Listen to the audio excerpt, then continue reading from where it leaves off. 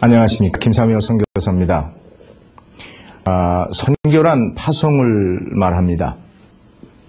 복음을 증거할 목적으로 모든 민족에게로 파송하는 것이 곧 선교이겠습니다.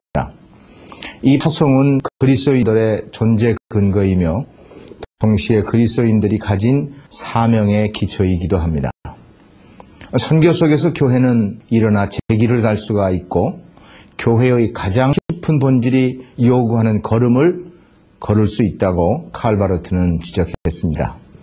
이 파송은 세상의 필요로부터 오는 것이 아니요 종교심의 충동에서부터 이루어지는 것도 아니고 하나님의 위압적인 재촉으로부터 오는 것이라고 어느 선교학자는 밝혔습니다. 따라서 세상에 파송된 교회가 아니면 참 교회가 아니고 교회의 본질은 선교라는 그 말이 바로 전곡을 찌르고 있다고 생각이 됩니다. 이 교회의 선교적 본질을 가장 확실하게 나타내주는 말씀이 베드로전서 2장 9절, 즉 오직 너희는 택하신 족속이요 왕같은 제사장들이요 거룩한 나라와 그의 소유된 백성이니 이는 너희를 어두운 가운데서 불러내어 그의 귀한 빛에 들어가게 하신 자의 아름다운 덕을 선전하게 하려 하심이라 하신 말씀에 있습니다.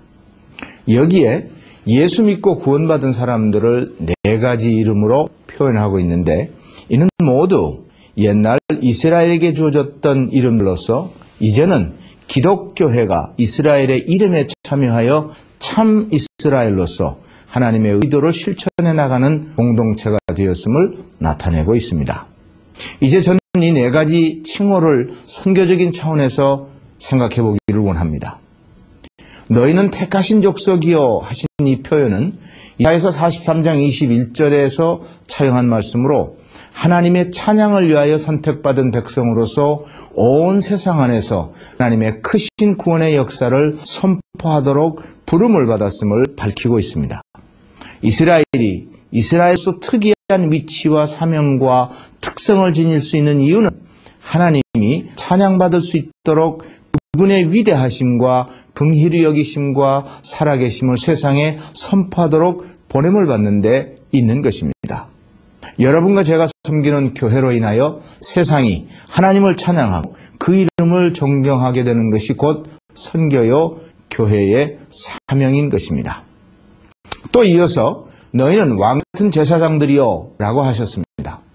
이는 출애굽기 19장 6절에서 제사장직의 중요성은 제사 드리는 책무보다는 모든 백성들의 생활을 지도하고 하나님의 말씀을 그들에게 전달하는 데 있었습니다.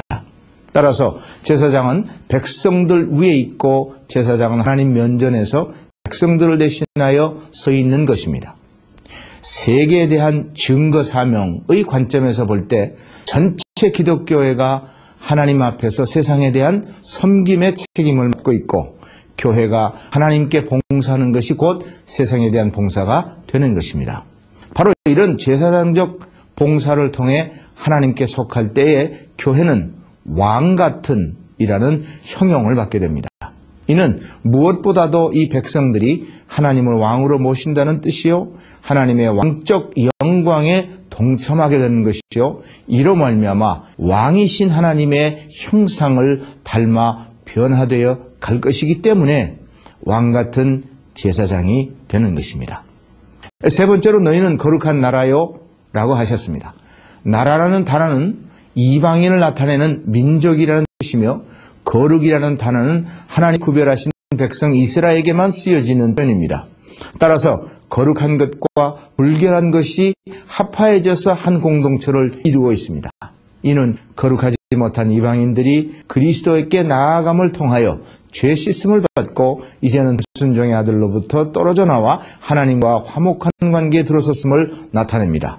이 거룩이라는 표현에는 또 한 가지 하나님을 섬기기 위하여 성별된 예배 공동체라는 의미가 포함되어 있습니다.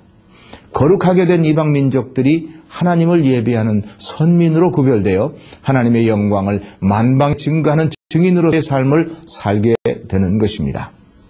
마지막으로 그의 소유된 백성이니 하셨습니다. 교회는 오로지 하나님의 백성으로 존재하며 하나님 자신이 교회를 자신의 소유로 삼으셨습니다. 그래서 교회를 내 손에서 빼앗을 자가 없나니 하고 요한복음 10장에서 말씀하셨습니다. 히라보 본문은 하나님 자신의 적극적 개입이 강하게 표현되어 있어서 하나님의 소유된 자들을 주장하시며 보유하시는 하나님의 사랑이 나타납니다. 하나님의 소유가 된 교회, 이 교회를 통하여 하나님의 주권을 온 세상에 펼쳐나가는 하나님의 선교가 이 세상 끝날까지 계속되어질 것입니다. 흑암 중에 처한 인간이 세상에 있는 한, 하나님과 하나님의 긍휼 밖에 사는 사람이 있는 한 교회의 선교 사명은 계속되어야 하며, 이 일을 이루기 위해서는 바로 자신이 이런 어두움과 죄 속에 있다가 구속받았음을 기억해야 할 것이고, 이제는 다른 사람들에게 하나님의 놀라운 역사와 능력과 긍휼을 선포하도록 부르심을 받은 하나님의 소명에 대한 확고한 의식이 우리 모두에게 있어야 할 것입니다. 감사합니다.